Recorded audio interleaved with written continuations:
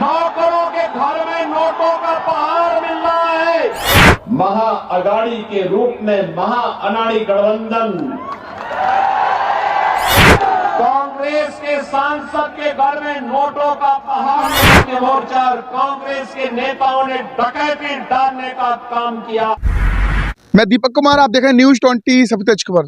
झारखंड और महाराष्ट्र में होने वाले विधानसभा चुनाव को लेकर जगह जगह सभाएं हो रही हैं और बैठकें हो रही हैं। आपको बता दें कि एक सभा के दौरान उत्तर प्रदेश के मुख्यमंत्री सीएम योगी आदित्यनाथ ने कांग्रेस पर और विपक्षियों पर जमकर साधा निशाना। पूरी वीडियो जरूर देखना, सीएम योगी आदित्यनाथ ने कैसे साधा निशाना दिखाते हैं आपको पूरी खबर। बहनों और भाइयों, स्वर्गीय अटल बिहारी वाजपेयी जी ने जब सन 2000 में 15 नवंबर की तिथि को झारखंड निर्माण की तिथि घोषित करते हुए संसद में घोषणा की थी, तब मैं सांसद था और तब ये मुद्दा आता था झारखंड का निर्माण और झारखंड का भविष्य कैसे होना चाहिए, इसके लिए हमें कार्य करना होगा।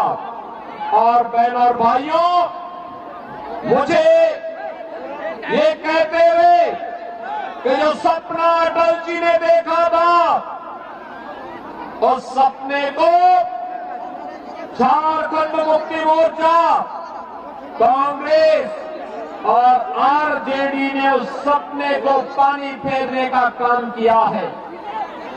प्राकृतिक रूप से धनी झारखंड भौतिक विकास में पिछड़ गया।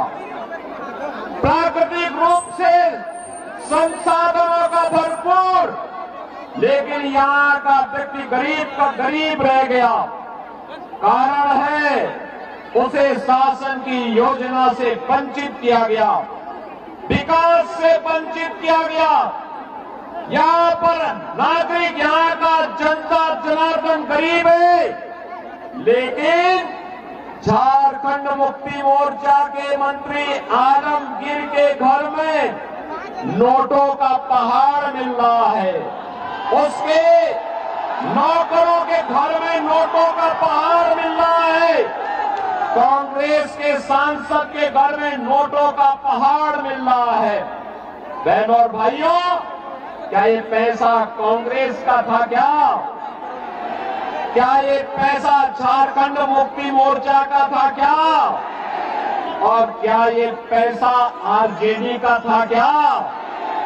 ये पैसा मोदी जी के द्वारा झारखंड के विकास के लिए भेजा गया पैसा था। यह पैसा झारखंड की जनता के विकास के लिए भेजा गया पैसा था, जिस पर झारखंड मुक्ति मोर्चा और कांग्रेस के नेताओं ने डकैती डालने का काम किया है। और इसीलिए झारखंड में भारतीय जनता पार्टी की डबल इंजन सरकार आवश्यक है। यही आह्वान करने के लिए आज मैं आपके पास आया हूं, आपसे कहने के लिए।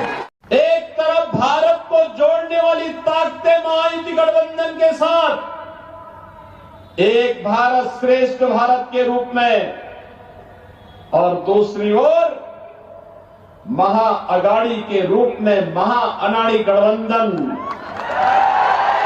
ये महा अनाड़ी इसलिए है, न नीति है, न नियत है और न निर्णय लेने की सामर्थ्य ही। इनका नारा भी है सबका साथ, लेकिन परिवार का विकास।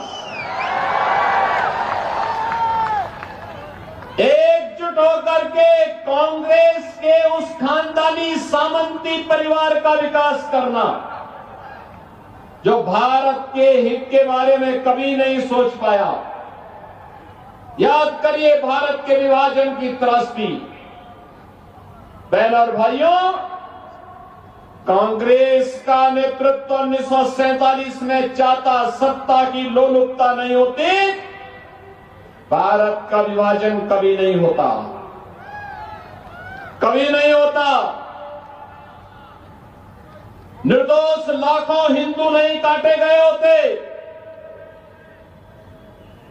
अगर भारत एक होता, जो लोग कहते हैं कि मुस्लिम समस्या होती, समस्या तो उसी समय से है, और समस्या होती तो अखंड भारत में वैसे निपट लेते जैसे आज निपट रहे हैं। लेकिन बहनों और भाइयों, सत्ता लोलुपता थी और तुष्टीकरण की हदों को पार करते देश के हितों को तिलांजलि देने की मंशा के साथ कांग्रेस के नेतृत्व ने देश का विभाजन करवाया था। आजादी के बाद जाति, क्षेत्र, भाषा के आधार पर इस देश को बांटने का काम कांग्रेस करती रही।